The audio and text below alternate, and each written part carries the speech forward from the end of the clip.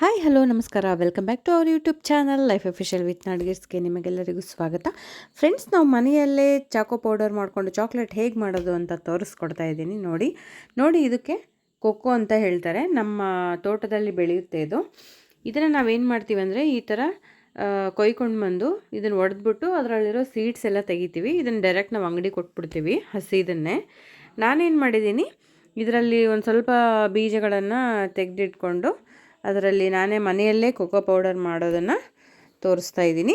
ಮಾಡ್ಕೊಂಡ್ಬಿಟ್ಟು ಹಾಗೆ ನಾವು ಚಾಕ್ಲೇಟ್, ಐಸ್ ಕ್ರೀಮಿಗೆ ಎಲ್ಲದಕ್ಕೂ ನಾವು ಯೂಸ್ ಮಾಡ್ಬೋದು. ನೋಡಿ, ಈ ರೀತಿ ನಾವು ಫಸ್ಟ್ ಒಂದು 2 to 3 ಟೈಮ್ಸು ವಾಶ್ ಮಾಡಬೇಕಾಗುತ್ತೆ. ಕೊಕ್ಕೋನ ವಾಶ್ ಮಾಡಿ ಹೀಗೆ ಈ ಜಾಲರಿ ಇರುತ್ತಲ್ವ, ನೀರಿಳಿಯೋ ಪಾತ್ರೆಯಲ್ಲಿ ಹಾಕಿ ಮುಚ್ಚಿಟ್ಬಿಡಬೇಕು. ಒಂದು 4ರಿಂದ 5 ದಿನ ಮುಚ್ಚಿಟ್ಬಿಡಬೇಕಾಗುತ್ತೆ.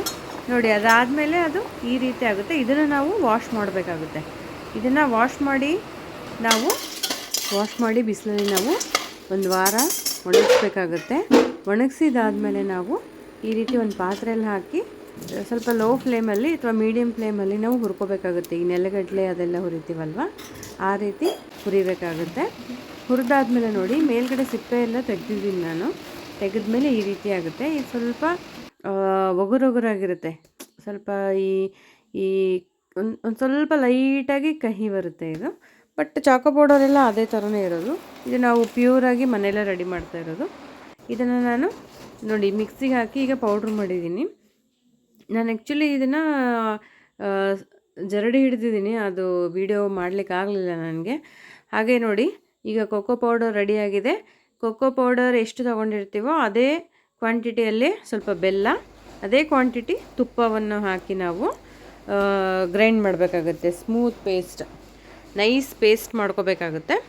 ಅದಕ್ಕೆ ನಾವು ನೋಡಿ, ನಮ್ಮ ಚಾಕ್ಲೇಟ್ ಪೇಸ್ಟ್ ರೆಡಿಯಾಗಿದೆ. ಈಗ ನಾನು ಆ್ಯಕ್ಚುಲಿ ಸಿಲಿಕಾನ್ ಮೌಲ್ಡ್ಸ್ ತರಿಸಿದ್ದೆ ನಾನು ಮೀಶೋಯಿಂದ.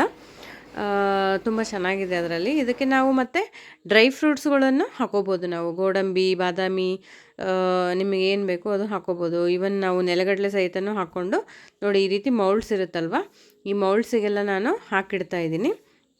ತುಂಬ ಚೆನ್ನಾಗಿರುತ್ತೆ. ಟೇಸ್ಟ್ ಮಾತ್ರ A1 ಆಗಿರುತ್ತೆ.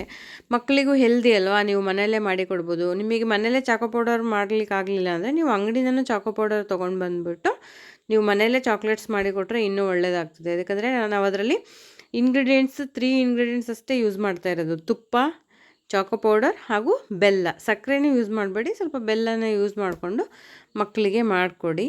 ತುಂಬ ಖುಷಿಯಾಗುತ್ತೆ. ನನ್ನ ಮಗಳಿಗಂತೂ ತುಂಬ ಇಷ್ಟ. ನಾನು ವಾರದಲ್ಲಿ ಒಂದು 3 to 4 ಟೈಮ್ಸ್ ಚಾಕ್ಲೇಟ್ಸ್ ಮಾಡ್ತೀನಿ ಮನೆಯಲ್ಲಿ ಎಲ್ಲರಿಗೂ ಕೊಡ್ತೀನಿ. ಈವನ್ ಡ್ರೈ ಫ್ರೂಟ್ಸು ಹಾಕಿ ಕೊಡ್ತೀನಿ. ತುಂಬ ಚೆನ್ನಾಗಿರುತ್ತೆ.